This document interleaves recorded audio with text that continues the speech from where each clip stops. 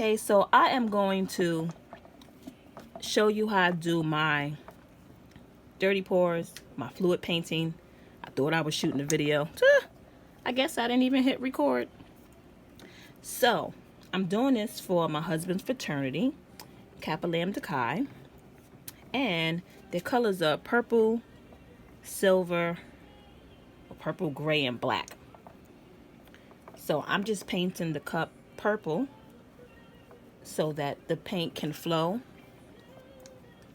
off of it, but I don't want the paint to flow too much because I want the colors to still be visible. And I noticed that when you mix the purple and gray together, it makes more of a lilac, and we don't want lilac because that's not their colors. So you want to make sure you get the bottom. If I don't have it fully, I'm not too worried about it because the cup was already gray and it still matches the colors of the fraternity. Okay, so you want to move pretty quick. I already have my paint pre-mixed,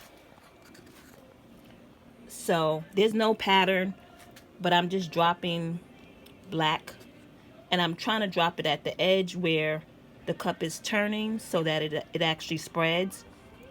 I already mixed my paint with Floetrol, which still helps for the paint to adhere.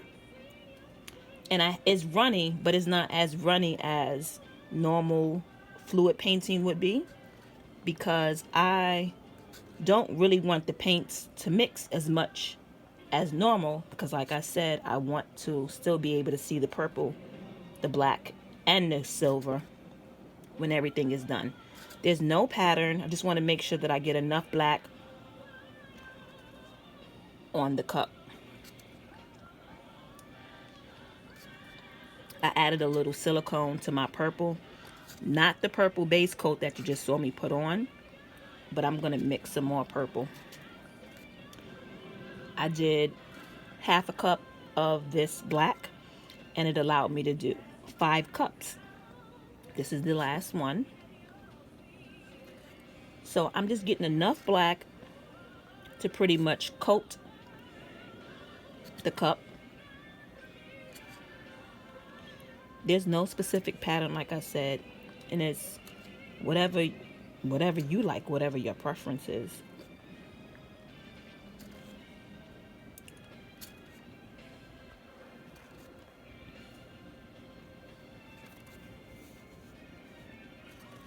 I don't know, I really love doing these cups. They're so peaceful for me to work on. That's just me. So I'm going to go ahead and add the gray in. And I'm not going to add that much gray because, like I said, when they combine, they will lighten the purple.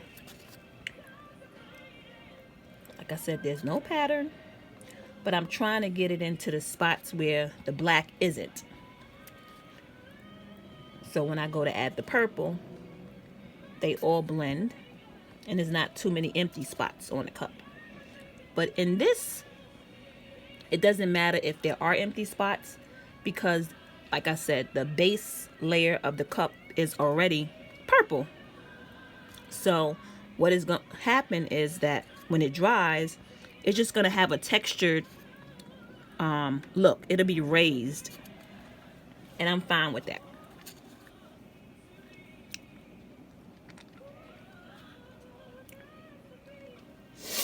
Oh, I'm kind of sick. So I added way more silver than I wanted, but that's okay.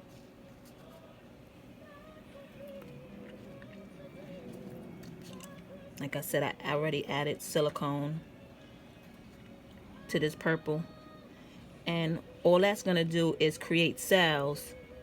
So when it starts merging together with the rest of the paint and I add the heat to it, you're going to see some cells form. And what I'm trying to do is put the purple where I don't have the silver and the black, where the purple already is.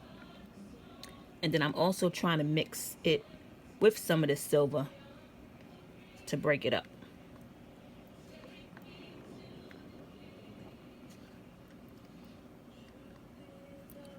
You're finished when you're satisfied with what the final product looks like.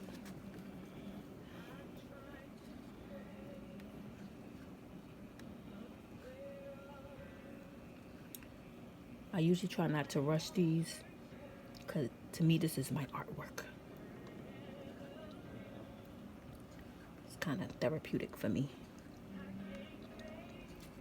I love watching the colors blend together.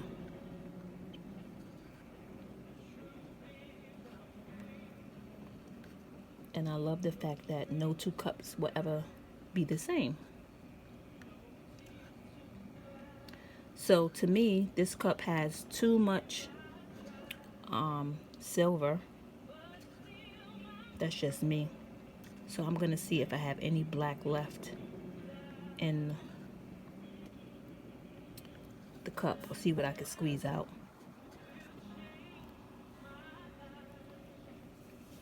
Just add some more. I'm just using this stir stick to try and fill in some of these cavities where there is no paint. But again, it doesn't necessarily matter because like I said, the base color is already purple. And I just give it a raised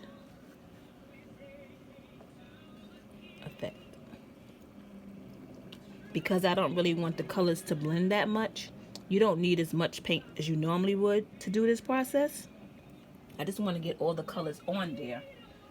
And I still want all the colors to be potent and visible and not muddied together.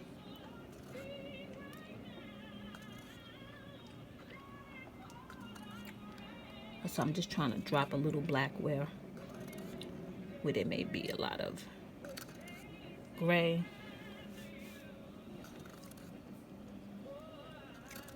Ooh, look at that. This is what you want to see. You want to see when those colors come together, what they do. That's what makes the cup so beautiful.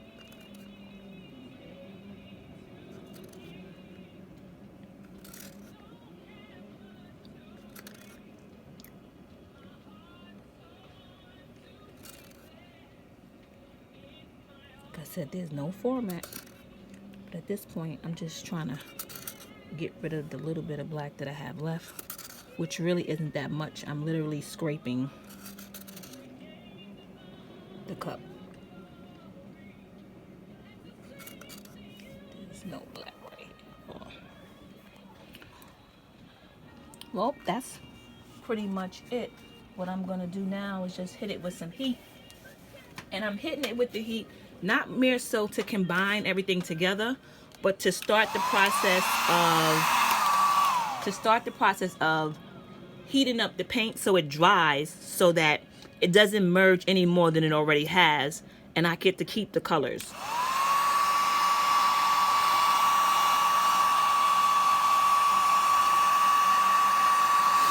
The heat will also activate the silicone that I put inside the purple. As you can see how it's already mixing here. And if any cells are going to form, this is when it would do it. See, the paint is just dropping off.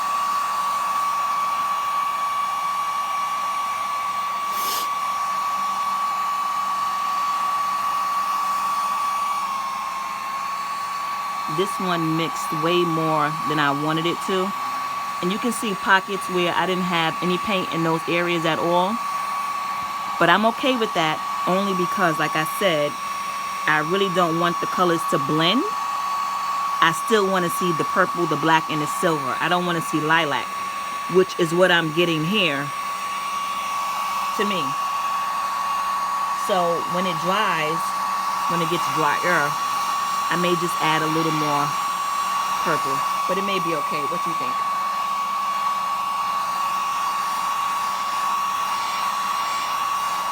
And it's going to dry. If you see this one right here, I just did this one.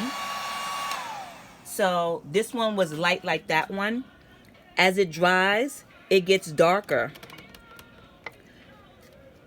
And when it's completely dry, it'll be dark like this one here.